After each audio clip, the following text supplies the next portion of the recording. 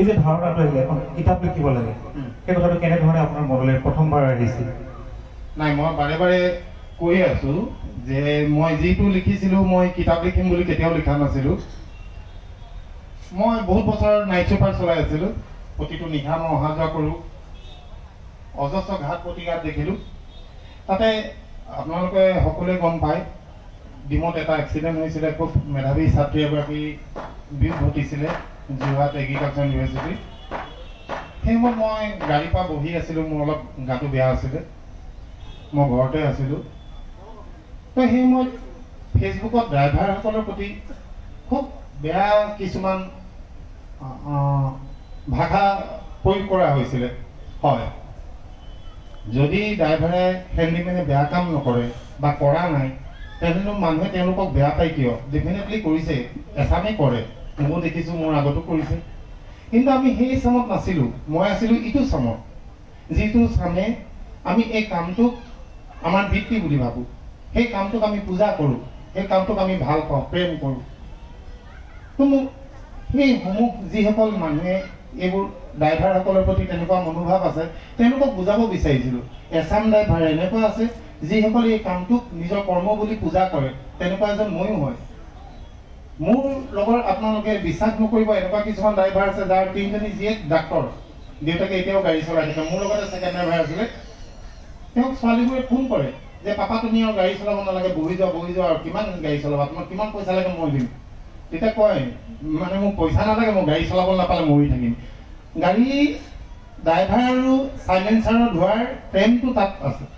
আমাক যেতিয়া গাত চাইলেঞ্চাৰৰ ধোঁৱা লাগে, আমি আৰু সেইটো বস্তু এৰিব নোৱাৰোঁ। মই জীৱনত এটা বস্তু শিকিলোঁ, আপুনি যিয়ে কাম নকৰে, ভাতেই বনায়, আপুনি মছলাই পিছে বা আপুনি ঊলেই গুঠে, সকলো কামত এটা কলা থাকিব লাগে। বেলেগতকৈ অলপ বেলেগ ধৰণে কৰিব লাগে। মই ড্ৰাইভিংটো তেনেকুৱাকৈ কৰিছিলোঁ, বেলেগতকৈ অকণমান বেলেগ।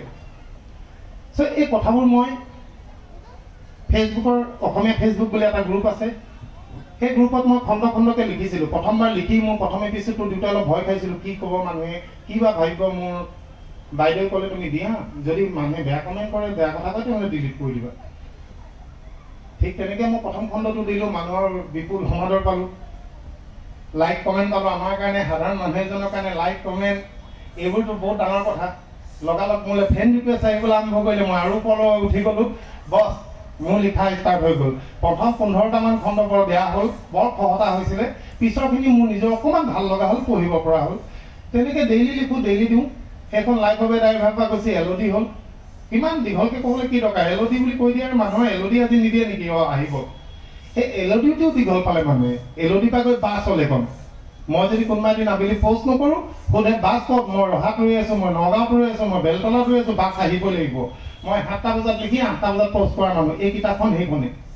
এইখন কিতাপৰ কোনো প্ৰিপ্লেন কিতাপ নহয়। এখন মোৰ কোনো ধৰণৰ ভৱিষ্যতৰ আগতে মই কোনো ধৰণৰ পৰিকল্পনা কৰি মই কিতাপখন লিখা নাই, আৰু কিতাপ লিখিম বুলিও লিখা নাই।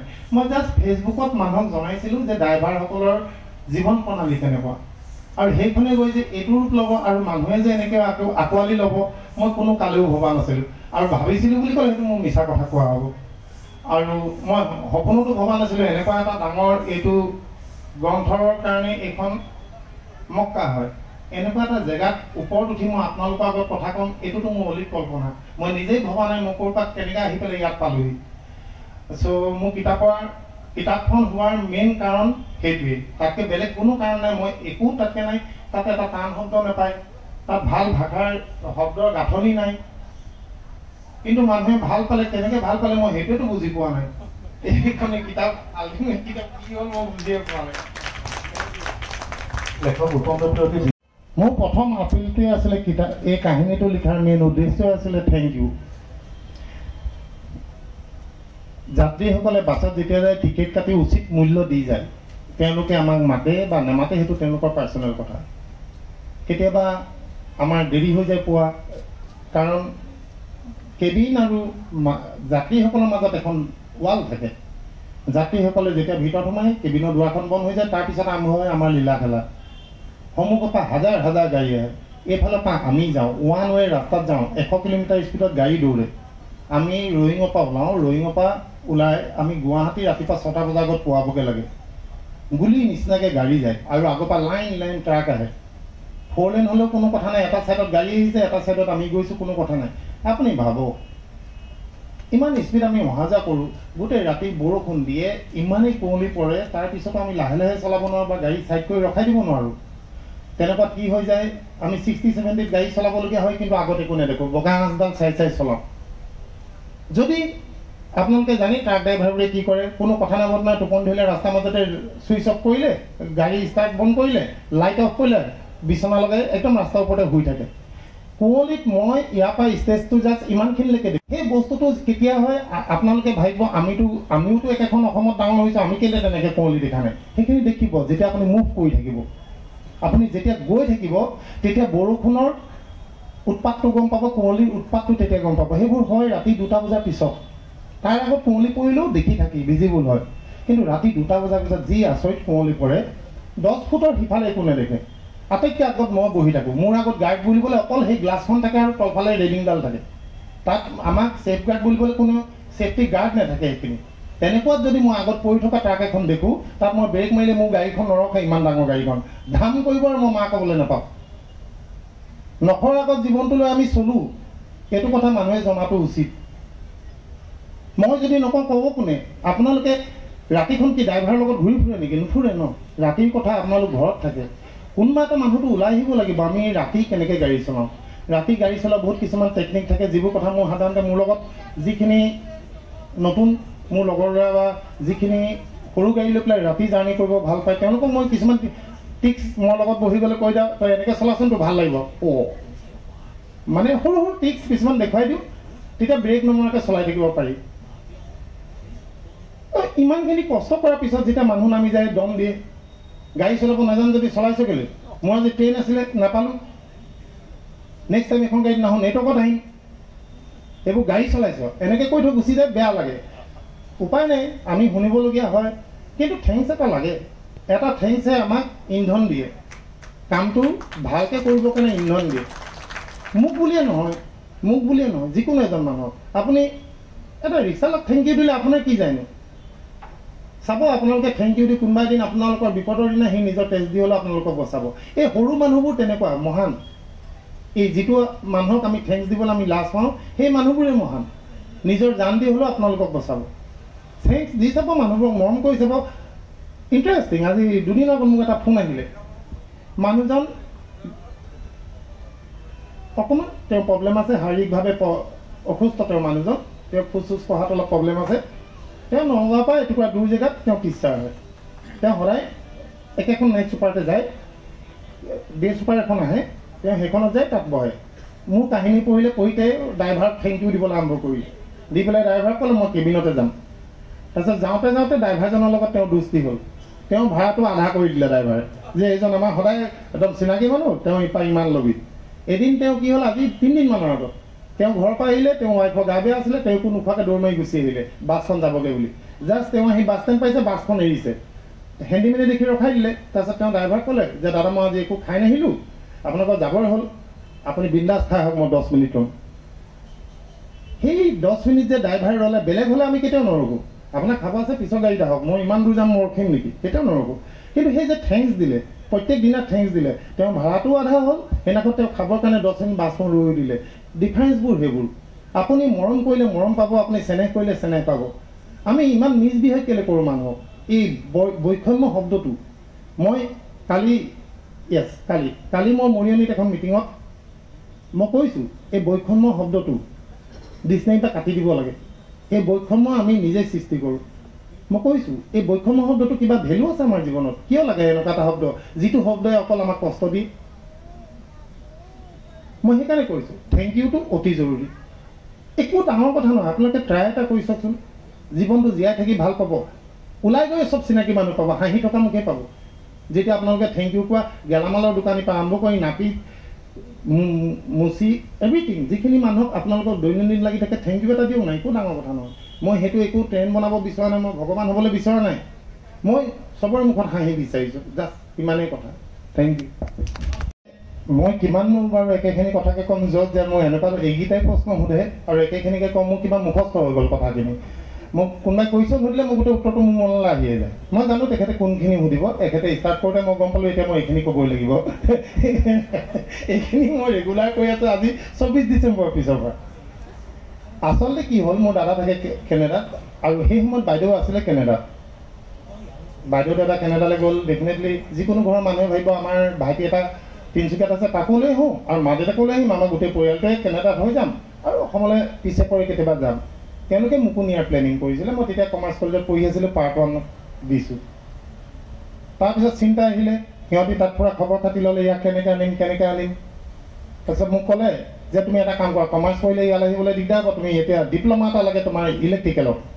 চাওকচোন, মই টেলিকমিউনিকেশ্যনত পাইছিলোঁ, কম্পিউটাৰত পাইছিলোঁ, নলৈ ইলেক্ট্ৰিকেলত ল'লোঁ।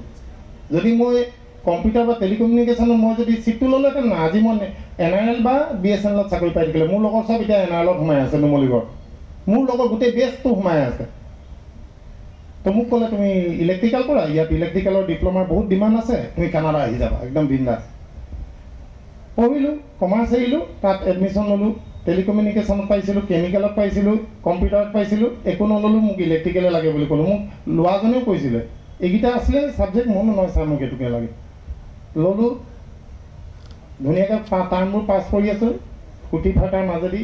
তাত কাহিনী মই লিখিছোঁ, ৰেগিং চেগিং কৰিছিলোঁ, আমিও ৰেগিং খাইছিলোঁ। আমাৰ দিনত ৰেগিংটো অলপ এই কুকুৰ ফেৰচিয়াছ বুলি যে কয়, ৰেগিংটো ফেৰচিয়াছ আছিলে, মাৰপিট তামাম চলি আছে মানে আমাৰ ওপৰত।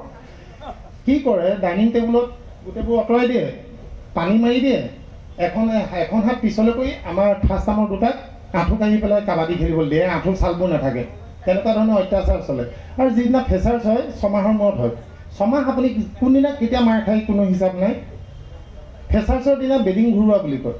হোষ্টেলৰ ভিতৰে এখন বাৰাণ্ডা থাকে, আমি বেডিংটোত অকল কাপোৰ এখন ভৰাব লাগে, তাত বেছি বস্তু ভৰাব নিদিয়ে। আপুনি পূৰা দুপাক দৌৰিব লাগে ইনাৰ হেৰিটোৱে বাৰাণ্ডাইদি। প্ৰতিটো ৰুমৰ আগত চবেই মাৰে, তাৰমানে লাঠি জোতা যি পায় ধাপ ধূপ দি দিয়ে মানে। সেইটো কৰাৰ পিছদিনাখনৰ পৰা আপুনি কি, আপুনি সেইদিনাখনৰ পিছৰ পৰা আপুনি হোষ্টেলত আপোনাৰ ওপৰত কোনো মানুহ নাই। আপুনি বেয়া কাম কৰক, ভাল কাম কৰক, যি কৰক, কোনেও আপোনাক ৰোগটোক নকৰে, আপুনি কিং হৈ গ'ল আৰু। আৰু তেতিয়াৰ পৰা যিদিনা ফেচাৰ দিব, তেতিয়া ডাঙৰ যিকেইটাই বেছিকৈ পিতে সিহঁতি আহি কান্দেহি, তোক বহুত মাৰিলে আৰু বৰ দুখ লাগিছে, ইমান 6 মাহত দুখ নালাগিলে, ফেচাৰ্ছৰ দিনা দুখ লাগে, পুৰা কান্দে। সেইটো কাহিনীবোৰ সেইবোৰ। তেনেকৈ মোৰ বৰ ফূৰ্তি মাৰে যে ইঞ্জিনিয়াৰিংটো হোষ্টেলত পাৰ কৰিছিলোঁ। 4th টাৰ্ম পাছ কৰিছোঁ। যুদ্ধ আৰম্ভ হ'ল, তাৰ আগে আগে যুদ্ধবোৰ আৰম্ভ হৈছে, ইৰাকিয়ান ট্ৰেড চেণ্টাৰ উৰি গ'ল। তাৰপিছত কি কৰিলে, এছিয়ান মানুহ যোৱাটো একদম টাফ কৰি দিলে। একচুৱেলি তাত কিবা স্ক'ৰিং ছিষ্টেম থাকে, আপোনাৰ কোনোবা ৰিলেটিভ থাকিলে কিবা এটা পইণ্টছ পায়, আপোনাৰ ইংলিছটো কেনেকৈ আপুনি ক'ব পাৰে তাৰ ওপৰত কিবা এটা সিহঁতৰ স্ক'ৰিং পইণ্টছ থাকে, আপোনাৰ ডিগ্ৰী কি আছে সেইটোৰ ওপৰত থাকে, আপোনাৰ ইয়াত প্ৰপাৰ্টি কি আছে, তেনেকুৱা কিছুমান লৈ এটা স্ক'ৰিং সিহঁতৰ ছিষ্টেম আছে। তো মোৰ যদি ডিপ্ল'মা হ'লহেঁতেন, মই সেইটো স্ক'ৰিং মোক অভাৰ হৈ যায়, মই আৰামত কেনেডা যাব পাৰোঁ। কিন্তু যেতিয়া পৰা ইহঁতি এই যুদ্ধবোৰ হৈ গ'ল, এছিয়ান কাণ্ট্ৰিবোৰৰ লগত আমেৰিকাৰ বেয়া হৈ গ'ল, এই পইণ্টছটো আৰু 20 বঢ়াই দিলে, 80+ কৰি দিলে। আৰু মই যি কৰিলেও মই 80+ নহয়। তেতিয়া মোক খং উঠিলে মোৰ জীৱনটোৰ ওপৰত, কি কৰি আছোঁ আৰু কেলে আছোঁ। আজি কমাৰ্চ পঢ়ি আছিলোঁ, ভাবিছিলোঁ মেনেজমেণ্টত কিবা এটা কৰিম, সেইটো ভাঙি গ'ল, গৈ পেলাই ইঞ্জিনিয়াৰিং পঢ়াই দিলে। ইঞ্জিনিয়াৰিং পঢ়িবলৈ গ'লোঁ, এতিয়া চব মনে মনে আছে, মানে মই যাব নোৱাৰোঁ, তেতিয়া মই কি কৰিম। মই পঢ়াটো তাতে এৰি দিলোঁ। মোৰ ৱাইফক ল'লোঁ, ঘৰলৈ গুচি আহিলোঁ। তাইক অৱশ্যে ঘৰৰ পৰাও ভাল পাইছিলে, এনেকুৱা নহয় যে ঘৰৰ মতত। তাইক লৈ আহিলোঁ, আহি তিনিচুকীয়া সোমোৱালোহি।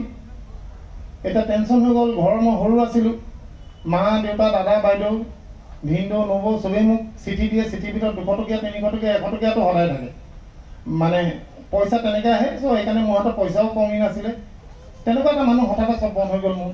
মই ঘৰত আছোঁ, ৰাতিপুৱা পলাই গুচি যাওঁ, ওচৰে পাজৰে মানুহবোৰক যিকেইটা নিজৰ কাঠৰ মিল চিল আছিলে আমাৰ ঘৰৰ ওচৰত, তাতে গৈ দিনটো বহি থাকোঁ, আকৌ ৰাতি আহোঁ। লাজতে মই নোলাওঁৱে ঘৰৰ পৰা বিয়া পতাৰ পিছত। তেনেকৈ গৈ গাহৰি কাৰবাৰ কৰিলোঁ, গাহৰি কাৰবাৰ কৰাৰ পিছত চব্জি কাৰবাৰ হ'ল, তেনেকৈ গৈ লাষ্টত গৈ বাছৰ কাৰবাৰ, বাছত উঠিলোঁহি। মোৰ জীৱন পৰিক্ৰমাটো তেনেকুৱা। মই একো কাম কৰোঁ বুলি কৰা নাছিলোঁ, নিজে নিজে হৈ গ'ল মোৰ লাইফত। আৰু মই জীৱনত এটাই শিকিলোঁ, 2 নম্বৰী নকৰাকৈ আপুনি যি কাম কৰে সেইটো কামেই মহান। তাৰ বাহিৰে জীৱনত আৰু একো নাই। আমি সাধাৰণতে মানুহে ইঞ্জিনিয়াৰ, ডাক্তৰ, টিচাৰ এই তিনিটাকে বৃত্তি বুলি ভাবে। তাৰ বাহিৰে কি আৰু পৃথিৱীত মানুহে কাম কৰি খোৱা নাই নেকি? তাৰ বাহিৰে সেইকাৰণেতো নিবনুৱা সমস্যা এইটো অৱস্থা। অজস্ৰ কাম আছে কাৰণেতো বাংলাদেশী আহি ভৰি গ'ল। সিহঁতে ইয়াত কি ভোকত মৰিবলৈ আহিছে নেকি? ইয়াত পাইছে, অপৰচুনিটি আছে কাৰণেতো ইমান বাংলাদেশী আহিছে। গোটেই বিহাৰখন উঠি আহি ইয়াত কেলে আছে? ইয়াত আছে পইচা, সেইবোৰ পইচা আমাৰ মানুহে নেদেখে কেলে? মোৰ দুখ আছে তাত। মই এতিয়া যেতিয়া মই ওলালোৱে, যেতিয়া মানুহে মোক চিনি পালেই, এতিয়া মই এইবোৰ কথাত চিঞৰিম বুলি ভাবিছোঁ। আপোনালোকে কি ভাবে মই নাজানো। মই অসমীয়া ল'ৰাখিনিক বহি থকাটো বিচৰা নাই। এই টায়াৰ জ্বলাই এই আন্দোলন কৰি বছৰ আপোনাৰ পাৰ হৈ যাব। মই যি দেখিলোঁ এটা আন্দোলনত অকল এটা নেতাই সৃষ্টি হয়, তাৰ বাহিৰে একো সৃষ্টি নহয়। আমাৰ নেতা বহুত আছে, নেতা নালাগে, আমাক মানুহ লাগে। মই সেইটোৱে জানো, তাৰ বাহিৰে আৰু মোৰ বেলেগ কোনো কথা নাই।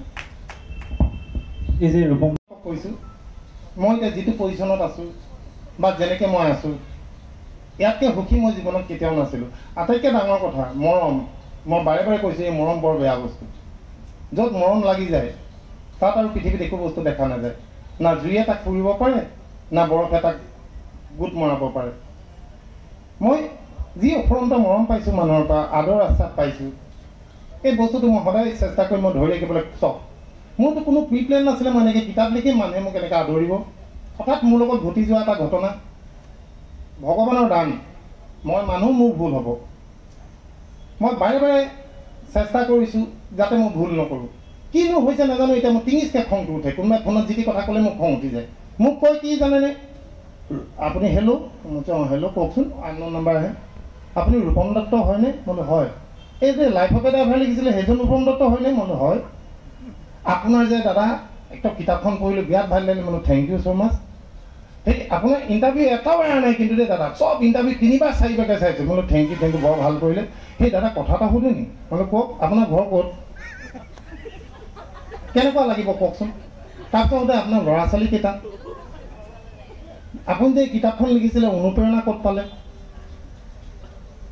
তেতিয়া মানে মূৰটোৱে কাম নকৰা হৈ যায়। তাতকৈ আগৰখিনি কথা নকৈ যদি ডাইৰেক্ট সুধিলেহেঁতেন মোৰ উত্তৰবোৰ দি ভাল লাগে। তেনেকুৱা ধৰণৰ ভুল দিনটোত মোলৈ কমচে কম 100 বা 150 আহে। আপুনি ভাবক মই মানুহে, আৰু মই এনেকুৱা মানুহ নাছিলোঁ নহয়, এনেকৈ কথা কোৱা, এইবোৰ কৰা। মইতো একদম নৰ্মেল মানুহ এটা আছিলোঁ আজি 2 মাহৰ আগত। মোৰ কেনেকুৱা ধৰণৰ লাগিব পাৰে ফিল? এবাৰ মোৰ কথাটো চিন্তা কৰকচোন। এতিয়া মোৰ কি হৈছে জানে, টিঙিচকৈ খংটো উঠে। মই এতিয়া নতুন মানুহবোৰক খং দেখুৱাব নোৱাৰোঁ। যিখিনি মোৰ লগত আগৰ পৰা ৰিলেটেড আছিলে সেইখিনি মানুহক ঝাৰি দিওঁ। ফোন কৰি কিবা এটা ক'লে, তোৰ কাম নাই, ফোন থ। সিহঁতে ক'ব কি হ'ল ইয়াৰ কথা নাই, কথা নাই। মোলৈ সিহঁতৰ ফোন আহিলে মোৰ খং উঠে। ইমানেই মই ফোনটো ৰিচিভ কৰিব লাগে। চ' মই ভাবিছোঁ যদি মই কেতিয়াবা আপোনালোককো কেতিয়াবা ভুলতে মোৰ যদি মুখৰ পৰা কিবা এটা ওলাই যায়, আপোনালোকে মোক ক্ষমা কৰিব। এবাৰ খালি আপোনালোকে ভাবক, মোৰ জেগাত যদি আপুনি হ'লহেঁতেন কি কৰিলেহেঁতেন। আজি যোৱা 24 ডিচেম্বৰৰ পৰা আজিলৈকে মই মাত্ৰ 6টা ৰাতি ঘৰত আছোঁ। বাকী মই গোটেই অসম ঘূৰি ফুৰিছোঁ, কোনো জেগা বাদ নাই মই য'লৈকে যোৱা নাই। আজি মই ইয়াত আহিছোঁ, কাইলৈ মই যোৰহাট যাম, পৰহিলৈ সৰুপথাৰ আছে, তাৰ পিছদিনা দিনত বকতাত আছে 12টা বজাত, তাত পিছবেলা আপোনাৰ 6টা বজাত ডিৰাগ গেটত আছে। আপুনি ভাবকচোন, বকতা আৰু ডিৰাগ গেট। তো তেনেকৈ মই ঘূৰি ফুৰিছোঁ, ইয়াত মই একো পোৱা নাই, খালি অফুৰন্ত মৰম পাইছোঁ মানুহৰ। আজি মই ডিব্ৰুগড়ত আহিছোঁ, ডিব্ৰুগড়খনতো মোৰ নিজৰ জেগা, এইখন জেগাত মই টেনশ্যনে নকৰোঁ। তিনিচুকীয়া আৰু ডিব্ৰুগড় কি বেলেগ। মই ডিব্ৰুগড়ৰ কাৰণে অপেক্ষা কৰি আছিলোঁ, কেতিয়া ডিব্ৰুগড়ত গ্ৰন্থমেলা হ'ব, কেতিয়া মই ইয়াৰ মানুহখিনি লগ পাম। কিন্তু মই এটা বস্তু দেখিলোঁ, যোৰহাটত বৌদ্ধিক মহলটো বৰ বেলেগ। তাত যিখিনি বৌদ্ধিক মহলটো আছে, যিখিনি গায়ক গায়িকা আছে, লেখক আছে, কবি আছে, তেওঁলোকে সদায় গধূলি সাহিত্য বা ভৱনত গোট খায়। সেইটো তেওঁলোকৰ ডেইলি এটা আড্ডা। কালি যেতিয়া গুৱাহাটীৰ পৰা তিতাবৰ গৈ আছিলোঁ, যাওঁতে তেওঁলোকে ফোন কৰিলে, তুমি তিতাবৰ যাবা যেতিয়া যোৰহাট হৈ যোৱা। মই যোৰহাটত সোমালোঁ আবেলি 6টা বজাত। তেওঁলোকে পৰহি দিনাখন মোক লগ পালে। মই সঁচাকৈ অভিভূত। তেনেকুৱা এটা পৰিৱেশ আমাৰতো তিনিচুকীয়াত জিৰ'।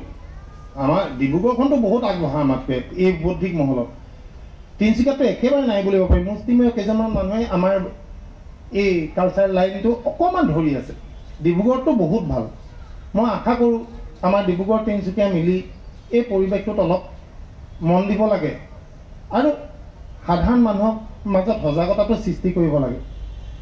এই পৰিৱেশটোৰ নিচিনা স্বৰ্গীয় পৰিৱেশ আৰু ক'তো নাই। মই আপোনালোকক কেতিয়া আপিল কৰিম, এনেকুৱা গ্ৰন্থমেলা হ'লে কিতাপ কিনক বা নিকিনক, গধূলিটো ফুৰিবলৈ হ'লেও আহিব। কিতাপৰ মাজত থকা আনন্দই বেলেগ। এইটো মই গোটেই জীৱনত এতিয়া শিকিছোঁ। সেইকাৰণে মই আপোনালোকক এতিয়া কৈছোঁ, আপোনালোকে এইটো এবাৰ চাব। গ্ৰন্থমেলালৈ সদায় আহিব, কিতাপ কিনিব নালাগে নহয়। ইয়াৰ পৰিৱেশটোৱে বেলেগ। আৰু কি ক'ম, সেইখিনি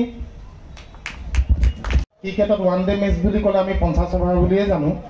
তাতো আমি যেতিয়া নিজেই খেলোঁ তেতিয়া 20 অভাৰো খেলোঁ, 30 অভাৰো খেলোঁ, সেইটো বেলেগ কথা। কিন্তু 1 ডে মেচ মানে 50 অভাৰ। ঠিক তেনেকৈ সংস্কৰণ বুলি ক'লে 1000 কপি। কিতাপৰ ক্ষেত্ৰত, গ্ৰন্থৰ ক্ষেত্ৰত এটা সংস্কৰণ বুলি ক'লে 1000 কপি হয়, আৰু 1000 কপিত 20 কপি বেছিকৈ বনায়। আপোনাৰ 20 কপি কেলৈ বেছিকৈ বনায়? এইবোৰ ডাঙৰ ভলিউমৰ কিতাপ, 488 পেজৰ কিতাপ হয়। তাত কি হয়, বাইণ্ডিং, তাৰপিছত কাভাৰ চাভাৰ লগাওঁতে কেতিয়াবা কিবা বেয়া হৈ যাব পাৰে, সেইকাৰণে 20খন হিচাপত ধৰা নহয়, তথাপি 20খন বেছিকৈ বনোৱা হয়। সেইকাৰণে এটা সংস্কৰণত 1000 কপি হয়। তো নৰ্মেলি এতিয়া আপোনাৰ ইয়াতে আপোনাৰ 23 নম্বৰ সংস্কৰণ আহিলে এতিয়ালৈকে। আপোনাৰ কাইলৈ পৰহিলৈ 24 নম্বৰ সংস্কৰণ আহিব, যিহেতু যোৰহাটতো গ্ৰন্থমেলা চলি আছে। 25 নম্বৰটো মে বি ইয়াতে আহিব, প্ৰিণ্টিঙত আছে, 25 আৰু 26টো প্ৰিণ্ট হৈ আছে। সেইটোৱে। আৰু কিবা মই গৈছিলোঁ ISBT-লৈ গৈছিলোঁ। ISBT-লৈ যাওঁতে শৰ্মাদা বুলি এজন ড্ৰাইভাৰ আছে, পেটুৱাকে শকতকৈ, তেওঁ দ্বীপ ট্ৰেভেলছ চলাই আছে। তেওঁ সোণাৰীটো গুৱাহাটী চলাই, শ্লিপাৰ। মোৰ গাড়ীখন লৈ এইফালে যাওঁতে মোক পটকৈ দেখিলে, মোক মাতি লৈ গ'ল ভিতৰলৈ। তেওঁ সেইদিনাখন তোৰা মাছ আপোনাৰ কিবা শাক এটা দি পেলাই বনাইছে, বহুত জ্বলা দি। তাত মোক কৈছে, তই ভাল পোৱা জোল বনাইছোঁ, ভাত কেইটামান খা। মই খাই আহিছিলোঁ। মই তেওঁ ইমান আদৰত ক'লে মই তেওঁক না কৰিব নোৱাৰিলোঁ। মই তাতো ভাত কেইটামান খালোঁ বাছতে বহি। তেতিয়া বহুত ড্ৰাইভাৰ হেণ্ডিমেন আহিলে, আহি মোৰ লগত কথা পাতিলে যে ৰূপম দা, আমাৰ সংগঠন এটা বনাব লাগে, আপুনি অল ইন অল হ'ব, আমি ড্ৰাইভাৰ এছ'চিয়েশ্যন বনাম। মই ড্ৰাইভাৰ এছ'চিয়েশ্যন বনাই কি কৰিবি, অসম বন্ধ দিবি?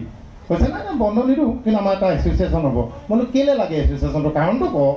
তেতিয়া একো ক'ব নোৱাৰিলে। মই ক'লোঁ এছ'চিয়েশ্যন নালাগে, আমি চবেই ইটোৱে সিটোৰ লগত কথা পাতিম, সেইটোৱে আমাৰ এছ'চিয়েশ্যন হ'ব। আমাৰ যি প্ৰব্লেম হ'ব আমি মাক মাতিম। কিন্তু প্ৰতিজন ড্ৰাইভাৰে মোলৈ ফোন কৰিছে, মোৰ লগত যিখিনি ৰিলেটেড, মোৰ লগত যিখিনি ভাল বা মোৰ লগত যিখিনি সঘনাই কথা পাতে, তেওঁলোকে চেঞ্জেছটো দেখিছে। এতিয়া মানুহে পটককৈ ড্ৰাইভাৰক তই বুলি নকয়, হেণ্ডিমেনক তই নকয়। সেনে ISBT যাতে এটা ল'ৰা একদম জিন্স পিন্ধি ইয়ালৈকে কোচাই হেণ্ডিমেন এটাই পৰা গাড়ী ধুই আছে। মই তাক মাতিলৈ এইফালে আছোঁ। সি কৈছে, অঁ দাদা, আৰে ৰূপম দা চেল্ফি মাৰি মনো ৰ, তই পেন নোখোলাকৈ তই বাছ ধুই আছ যে। বোলে আজিকালি আমি লাইফ অফ এ ড্ৰাইভাৰ বোলো। এইটো ইমানলৈকে কোচাইছে, বিন্দাছ বাছ ধুই আছে। মানে তাক দেখি মই কৈছোঁ, এই চেঞ্জেছটো আমাক লাগে। মই সিহঁতক কৈছোঁ, তেতিয়া সেইদিনাখন 20-25জনমান ড্ৰাইভাৰ গোট খাইছিলে, হেণ্ডিমেন গোট খালে। মই সিহঁতক কৈছোঁ, এই যে মুখত বেয়া মাত, ছোৱালী দেখিলে ইচাৰা মৰা, গিৰিয়েক ঘৈণীয়েক যাব বাইকত, পিছফালৰ পৰা হেডলাইট আপাৰটো দি পেলাই আমাৰ ড্ৰাইভাৰবোৰে গৈ থাকে, তেনেকুৱা ময়ো কৰি পাইছোঁ, মিছা কথা নকওঁ। যায় গাড়ীত, আমি আপাৰটো দি দিওঁ, একদম ওচৰত গৈ ব্ৰেক মাৰি দিওঁ, ফাঁচ কৰে ন, আৱাজটো কৰে ন, ডাঙৰকৈ আৱাজ কৰে নাই, একদম পিছফালে একদম বাইকখনৰ ওচৰতে ফাঁচকৈ আৱাজ কৰোঁ, মাইকী মানুহজনী ভয় কাৰণে ঘূৰি যায় ন, তেতিয়া মুখখন দেখোঁ। তেনেকুৱা আমি কৰোঁ। নাই মই কৰিছোঁ, মই নিজে কৰি পাইছোঁ। মই সিহঁতক কৈছোঁ, এইবোৰ কৰাটো এৰিব লাগিব এতিয়া বোলো। এতিয়া আমি চব ড্ৰাইভাৰ হ'লোঁ যেতিয়া, তহঁতি এইবোৰ কৰা আৰু দুৱাৰ বন্ধ হোৱাৰ পিছত হেণ্ডিমেনক গালি পৰাটো আৰু তহঁতি মানুহক মৰম কৰিবি, মুখৰ মাত কথা ঠিক কৰ। আৰু এই পেট ওলোৱা গেঞ্জি যদি কোনোবা ড্ৰাইভাৰ পিনে তাক গাড়ীৰ পৰা নমাবি। এই দেখিয়ে অশান্তি লাগে ন, আপোনাৰ ষ্টেৰিঙত বহি থাকিব, ইয়ালৈকে পেটটো তলৰ পৰা ওলাব, ইয়ালৈকে আপোনাৰ গেঞ্জিটো থাকে পেটৰ ড্ৰাইভাৰবোৰ, মানে চবকে খেদি দিবলৈ গাড়ীৰ পৰা। এতিয়া কিন্তু পৰিৱেশটো ভাল হৈছে, যাত্ৰীও হেপী, ড্ৰাইভাৰ সকলো হেপী। মই যিমানখিনিলৈকে দেখিছোঁ, সঁচাকৈ কৈছোঁ। ভাল প্ৰশ্ন কৰিলা তুমি, বাৰ্বি ন, মজা। এই কাহিনী অকল পৰিবাৰ বুলিয়ে নহয়, মোৰ ছোৱালীকেইজনী আৰু ল'ৰাটো মোৰ লগত অলপ বিশেষভাৱে জড়িত। কিয়নো সিহঁতি মোক বাপেক বুলি কোনোদিন ট্ৰিট কৰা নাই, মোক ৰূপু বুলিয়ে মাতে গোটেইকেইটাই। সিহঁতি মোক কেতিয়াবা সোধে মেংগ' স্পেলিংটো কি, মই MGO বুলি কওঁ। মই মেংগ' কি, MGO। আৰু মাকে শিকাই সিহঁতক যিবোৰ যোগ নেতা শিকায় বা অংকবোৰ শিকায়, মই মানে 4-3-10 কৈ দিওঁ। সেইকাৰণে সিহঁতি ভাবে মোৰ নিচিনা মহামূৰ্খ মানুহ পৃথিৱীত নাই। এদিন মই কিবা গেম খেলি আছিলোঁ মোৰ মোবাইলত, মোৰ সৰুজনীয়ে মোৰ লগতে বহি পেলাই তাই কিবা এটা লিখি আছিলে। তাই মাকক চিঞৰি আছে, অ' মা আমুকটো কি, অ' মা আমুকটো কি, চিঞৰি আছে। মোক খং উঠিলে, মই এইটো হয়, লিখা না, মই স্পেলিংটো মই কৈ দিলোঁ। তাই মোক কি কৈছে, এই ৰ'বা, এনেকৈ ক'ল। মই শুদ্ধকৈ কৈছিলোঁ, মোক খং উঠি গ'ল। মই কি আকৌ এই ৰ'বা। তাৰপিছতো তাই মাকক মাতিলে, মাকে আহি সেইটো কথা তাই মোক কৈছে, অ' তুমি জানা। তাই ফাৰ্ষ্ট টাইম সিহঁতৰ লাইফত গম পাইছে মই মানে স্পেলিং এটা দুটা জানো বুলি। চ' সেইকাৰণে সিহঁতলৈ মোৰ ৰিলেশ্যনশ্বিপটো অলপ বেলেগ। সিহঁতি মানে মোক মহামূৰ্খ বুলি ভাবে। মই এই কাহিনীটো যেতিয়া লিখোঁ, আচলতে মই আপোনালোকক ক'লে আপোনালোকে বিশ্বাস কৰিব নাই নাজানো। মই কাহিনীটো লিখাৰ আগত ফণীন্দ্ৰ কুমাৰ দেৱচৌধুৰী ছাৰে যিদিনাখন উন্মোচন কৰিছিলোঁ, তাত এটা কথা কৈছিলে, জীৱনত যদি আপুনি অন্তৰত এটা খোজ নাখায়, আপোনাৰ অন্তৰৰ পৰা শব্দ নোলায়। আপোনাৰ শব্দ উলিয়াবলৈ আপুনি কিবা এটা খোজ খাব লাগিব। মোৰ কিজানি জীৱনত ক'ৰবাত খোজ খাইছিলোঁ, ক'ৰবাত কিজানি দুখ কিবা আছিলে, বা ক'ৰবাত মই বিচৰা মতে মোৰ জীৱনটো হোৱা নাছিলে। এই কাহিনীটোৰ লগত মই ইমান একাত্মভাৱে জড়িত হৈ গ'লোঁ, মোৰ অন্তৰৰ প্ৰতিটো সূক্ষ্ম সূক্ষ্ম অনুভূতি মই যেনেকৈ লিখিলোঁ, আচলতে মানুহে সেইটো ভাল পাইছে। মই কোনো প্লেনিং নাছিলে লিখা। যেতিয়া মই লিচাৰ চিঠিখন লিখিছিলোঁ, মই সেইখন এবাৰেই লিখিলোঁ, মই সেইখন ৰিফাইন কৰিব নোৱাৰিলোঁ। আৰু মই সেইখন লিখোঁতে ইমানেই কান্দিছোঁ, মানে মোৰ গোটেই মোবাইলটো চকু পানী ফৰ ফৰকৈ পৰিছে। মই আজি কেইদিনমানৰ পাছত সেইটো ৰেকৰ্ডিং কৰিব লৈছিলোঁ, মই কান্দি কান্দি নোৱাৰিলোঁ ৰেকৰ্ডিং কৰিব। মই কান্দি কান্দি ৰেকৰ্ডিং কৰিব নোৱাৰাৰ কাৰণে গীতালি বৰাক আপোনালোকে চিনিয়ে পাই চাগে, ডাঙৰ ৰাইটাৰ, অন্তৰতম লিখিছে, বুদ্ধজয়া লিখিছে। লাষ্টত গীতালিয়ে মোক ক'লে, তই ইমান কান্দি কান্দি লিখিব নালাগে, মই তোক ৰেকৰ্ডিং কৰি দিছোঁ, তই শুনিবি। তাই কালি মোক ৰেকৰ্ডিং কৰি পঠিয়াইছে, সেইটো মোৰ ওচৰত আছে। চ' মই কান্দি থাকিলে তেওঁলোকে জানে, মোৰ ৱাইফ হওক বা মোৰ ল'ৰা ছোৱালীকেইটাই, তেতিয়া সিহঁতি নাহে আৰু মোৰ ওচৰলৈ। তেতিয়া গম পাই এইটো মানে বিৰাট ট্ৰেজেডি কিবা এটা লিখিছে, আৰু সেইটো মোৰ পৰা নুশুনে। সিহঁতেও কান্দিব যে অলপ পিছত, সেইকাৰণে কয় এইটো এপিছ'ড আমি নুশুনো, ইয়াৰ পিছতো শুনিম। চ' তেনেকৈ মোৰ ঘৰৰ পৰা কোনোদিন প্ৰব্লেম পোৱা নাই লিখি থাকোঁতে। আৰু মোৰ লিখাৰ টাইম টেবুলো এনেকুৱা নহয় যে ৰাতি মই 11টা বজাত আহিম, একদম টেবুল লাইটটো জ্বলাম, বাকী চব বন্ধ কৰি মই লিখিম, তেনেকুৱা নহয়। তেনেকুৱা লিখাবোৰ সাধাৰণতে হয় যেতিয়া আপুনি প্ৰিপেয়াৰ কৰিব, আপুনি যেতিয়া নিজক বনাব, আপুনি বহুত পঢ়িছে, বহুত অধ্যয়ন কৰিছে, কৰি মেলি আপুনি এটা চিন ক্ৰিয়েট কৰিলে, আমি ৰাতি ভাত খাই উঠিম, চব হোৱাৰ পিছত 11টা বজাত মই লিখিম। মোৰতো তেনেকুৱা নহয়, মোৰ কোনো ক্ৰিয়েট কৰিবলগীয়া একো নাই। মোৰ যিখিনি মনত আছে মই সেইখিনিকে লিখিছোঁ, যিখিনি অন্তৰ ভাৱ আছে মই সেইখিনিকে লিখিছোঁ। চ' মই যিকোনো টাইম, মই লেট্ৰিনত বহিও লিখি পাইছোঁ এখন। সেইকাৰণে এখন পঢ়াৰ পিছত গাও ধুব এবাৰ। মই বাঢ়ি গায়ে বহুতবাৰ এইখন লিখিছোঁ, মই সঁচা কথা কৈ দিছোঁ আপোনালোকক।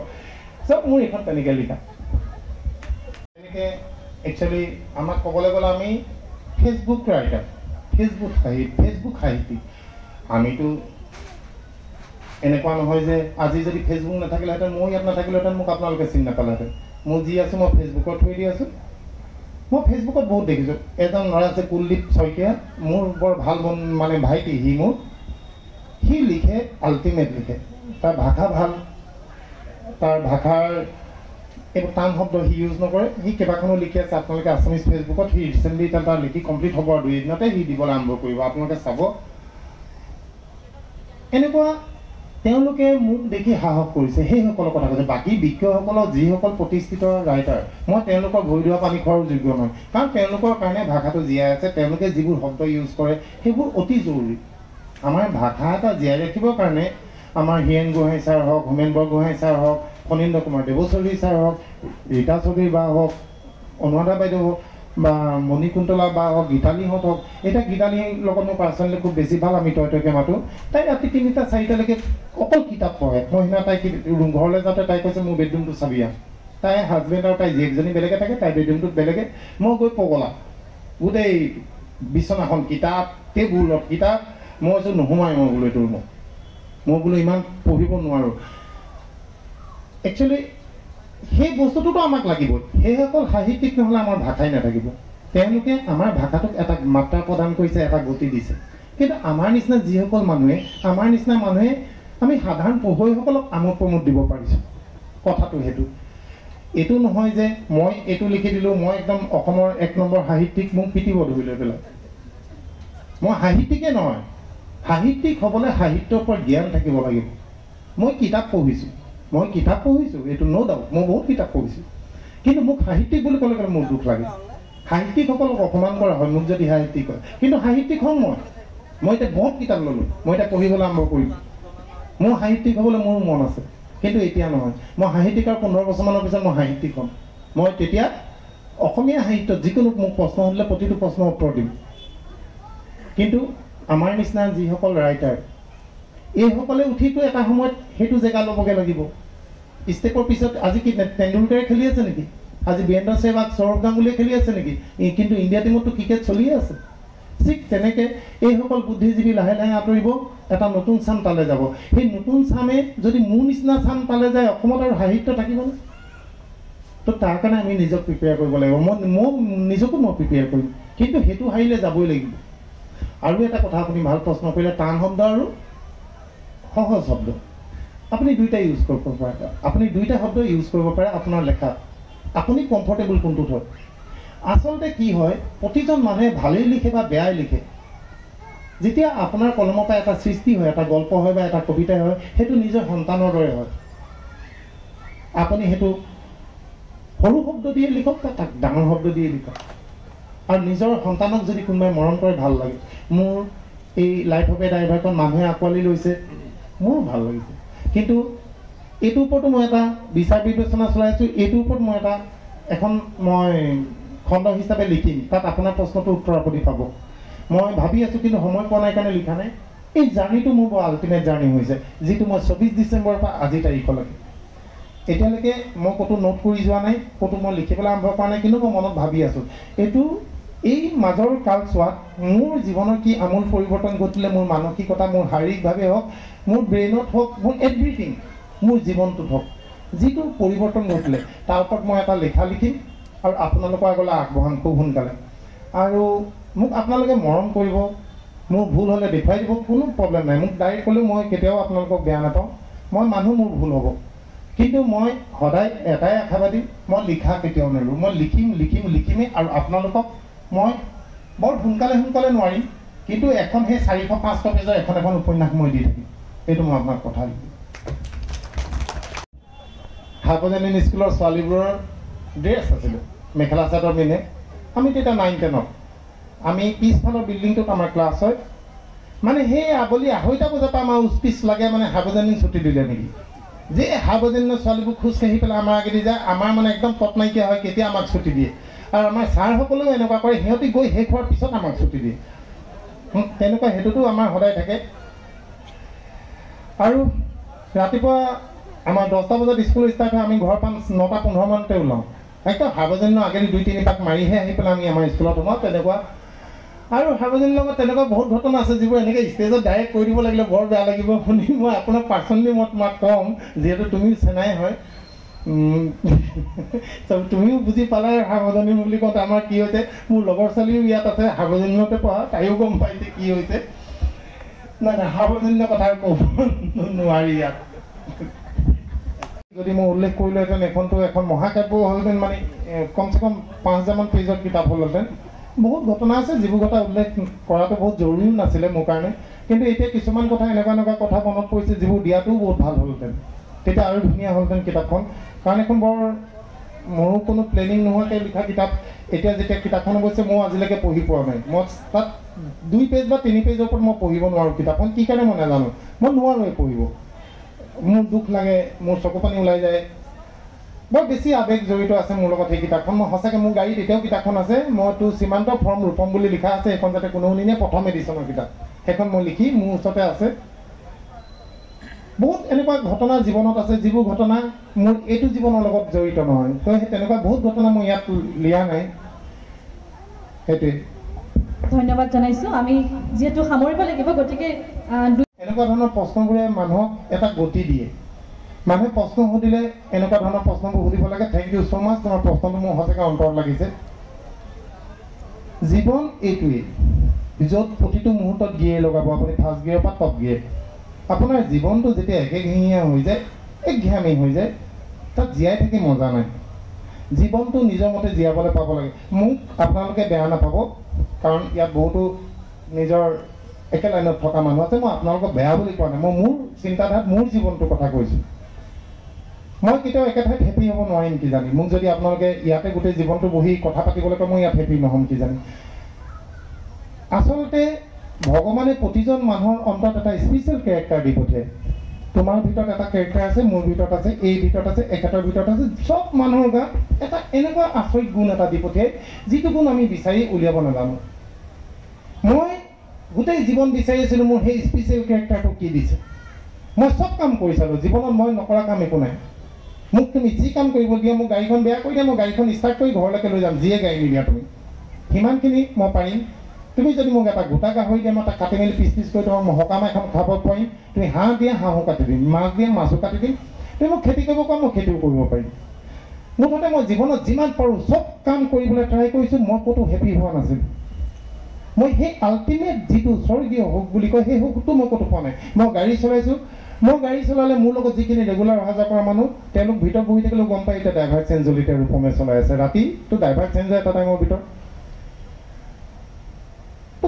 তাতো মোৰ অন্তৰ অন্তৰ দি কৰিছিলোঁ কাম। মই যিখিনি তাৰপিছত মই মাংস দোকান যেতিয়া আছিলে তাতো মই অন্তৰ দিয়ে কৰিছিলোঁ। মই তাৰপিছত হোটেল খুলিলোঁ, হোটেলখনতো অন্তৰ দি কৰিছিলোঁ। মোৰ হোটেলখনতো মন বহা নাছিলে, মোৰ যাব মন নাযায়। কেতিয়াবা 9টাত যাব লাগে মই নাযাওঁ, কেতিয়াবা 3টাত যাওঁ, কেতিয়াবা এইটো ক'ৰবাত যি টি কৰিছোঁ, ক্ৰিকেট খেলি গোটেই অসম ঘূৰি ফুৰোঁ। মই নকৰা কাম একো নাই, কিন্তু সুখ মই ক'তো পোৱা নাছিলোঁ। এতিয়া লাষ্টত গৈ গৈ মোৰ জীৱনৰ এই বিয়লি বেলাত, এই মধ্য জীৱনত মই এতিয়া গম পাইছোঁ মই লিখিব পাৰোঁ, মই মোৰ ভাষা প্ৰকাশ কৰিব পাৰোঁ, মই মোৰ অন্তৰৰ অনুভূতি প্ৰকাশ কৰিব পাৰোঁ। মোক 44-45 বছৰ লাগি গ'ল মই নিজক উলিয়াওঁতে। মোৰ স্পেচিয়েল কেৰেক্টাৰ মোৰ লাইফত ভগৱানে সেইটো দিছে আৰু মই হেপী তাত। মোক যদি জীৱনটো এতিয়া আকৌ নতুনকৈ ষ্টাৰ্ট কৰিবলৈ কয় মই প্ৰথমৰ পৰা লিখিম। ইয়াতকৈ সুখ মই আৰু ক'তো পোৱা নাই। মই চাৰিওফালৰ পৰা সুখী। ইয়াত তোমাৰ প্ৰশ্নটো সোধাৰ কাৰণে অশেষ ধন্যবাদ তোমালৈ। এটা শেষ মই প্ৰথম কথা এইখন কিতাপ লিখিম বুলি কেতিয়াও লিখা নাই, কাৰণ মই প্ৰথমৰ পৰা কৈছোঁ, আপোনালোকে গম পায়। ফেচবুকত মই দিছিলোঁ। ফেচবুকত মই নামটো দিয়াৰ আগত বহুতবাৰ ভাবিছিলোঁ মই নামটো কি দিম। মই ভাবিছিলোঁ ড্ৰাইভাৰ বুলি দিম, ড্ৰাইভাৰটো ভাল নালাগিলে কিবা কিবি দিম। বহুত ভাবি চিন্তি মই, আপুনি যিটো ক'লে এজন চালকৰ জীৱন গাথা, আপোনাৰ এবাৰ নিজে আপুনি মনত কল্পনা কৰকচোন। এই মোৰ কিতাপখনে আপুনি ভাবি লওক, তাত বেটুপাতটো আপুনি ভাবি লওক, যদি ইয়াত ওচৰত আছে মই দেখুৱালেহেঁতেন, তাত আপুনি চালকৰ জীৱন গাথা বুলি কোৱা নাই না, মানুহে দলিয়াই দিলেহেঁতেন। বাইদেউ কিছুমান বস্তু কিছুমান জেগাত খাপ নাখায়। আপুনি লাইফ অফ এ ড্ৰাইভাৰ বস্তুটো মানুহৰ অন্তৰ হৃদয়ে মাজে মাজে সোমাই গ'ল। আমাৰ ফেচবুকত মই বৰ এসোপা মানুহ লৈ পেলাই থকা নাছিলোঁ। তাত যিখিনি মানুহ আমাৰ লগত ৰিলেটেড আছিলে, সেই মানুহখিনিয়ে লাইফ অফ এ ড্ৰাইভাৰ বুলি কথাটোত ইমানেই একাত্ম হৈ গৈছিলে, সেই নামটো আৰু চেঞ্জ কৰা মোৰ সাহস নহ'লে কিতাপখনৰ ক্ষেত্ৰত, কাৰণ অলৰেডি এখন গোটেইখন ফেচবুকত ওলাই গ'ল। আচলতে মই ইয়াত কাহিনীখন এনেকুৱা হ'ল, মোৰ কিতাপখন কেনেকুৱা লেভেলৰ কিতাপ আপোনালোকে পঢ়িলে আৰু ভাল ভাল যে কৈ আছে কিমান ভাল মই আপোনালোকক বুজাইছোঁ। কিতাপখন যেতিয়া মই লিখি আছিলোঁ, কিতাপখনত আপোনালোকে পঢ়িছে অংকিতাৰ এক্সিডেণ্ট হ'ল। মই যেতিয়া প্ৰথম মোৰ গাড়ী লৈ আহিছোঁ, সেইদিনা অংকিতা মোৰ গাড়ীত উঠিব, তাইক ৰাতি মই প্ৰপ'জেল কৰিম, তাৰপিছত আমাৰ বিয়া হ'ব। আমাৰ প্লেনিংটো সেইটো আছিলে। তাই যেতিয়া ঢলাৰ পৰা আহি আছিলে, তাই শদিয়াৰ পৰা আহি আছিলে, তাই গাড়ী এক্সিডেণ্ট হ'ল তালাপত। মই গুৱাহাটী যাওঁ, তাত মই টিভিত দেখোঁ নিউজত যে অংকিতা ঢুকালে। কাহিনীটো মই তাতে মূৰ ঘূৰাই পৰি গৈছিল যে তাতে কাহিনীটো শেষ হৈ গ'ল।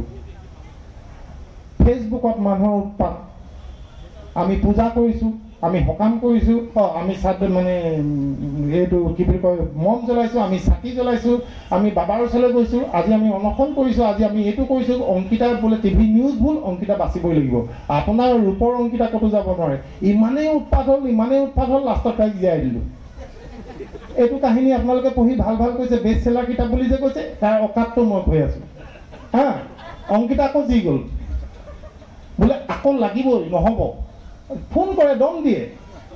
অংকিতাকো মৰিলে কেনেকৈ মৰিলে, আপুনি কাক শুনি মাৰিলে, বচাবই লাগিব, এনেকুৱা তাই আকৌ বচাই দিলোঁ।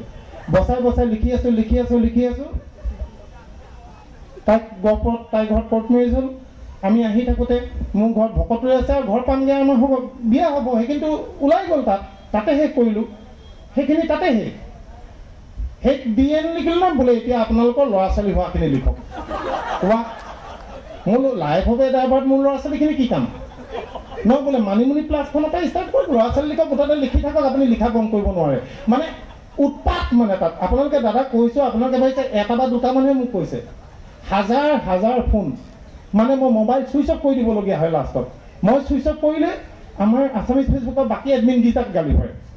ৰূপদা ক'লৈ গ'ল, ৰূপদাক আমালৈ সেই মোবাইল অন কৰিবলৈ কওঁ, মই শুবলৈও নিদিয়ে, ইমান উৎপাত কৰিলে। তাৰপিছত লিখিলোঁ কেবিনৰ, এই লকডাউনৰ সময়ত লিখিলোঁ কেবিনৰ ৰিপাৰে। 3 নম্বৰটো এতিয়া আপোনালোকে 1 নম্বৰত পঢ়িছে, আগৰকেইটা মাজত পঢ়ি আছে।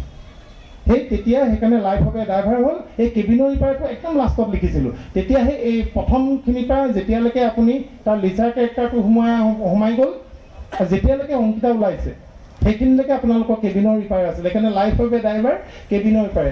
লাইফ অফ এ ড্ৰাইভাৰ নামটো ইংলিছত দিয়া এটা কাৰণ মই সেইটো অসমীয়াত দিয়া হ'লে মই মাৰিলেহেঁতেন। সেই নামটো মই চেঞ্জ কৰিব নোৱাৰোঁ।